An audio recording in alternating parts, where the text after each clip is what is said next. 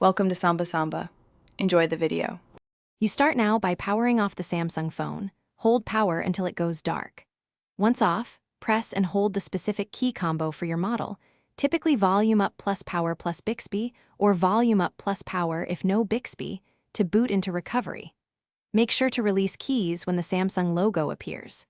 You do this because recovery grants access to the factory reset option without unlocking the OS, and keeping the battery charged prevents interruptions. Once in recovery, navigate using volume buttons and select Wipe Data/Factory Reset with Power. You will be asked to confirm, choose Yes or Factory Data Reset. This clears user data. Make sure to wait. The process can take several minutes as partitions are reformatted. If recovery is locked or broken, connect to a PC and use Odin or Smart Switch to reinstall stock firmware, which also restores factory settings. You do this to remove user accounts. After the reset, select Reboot System now and be patient. First boot can take up to 10 minutes. If you encounter factory reset protection, you must sign in with the original Google or Samsung account. That's a security measure, not a bug.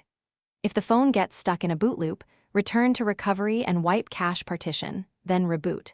If problems persist, reinstall the correct stock firmware with Odin on PC. This completes the reset and helps recover a non-booting device. Thanks for watching. Consider subscribing if we helped you.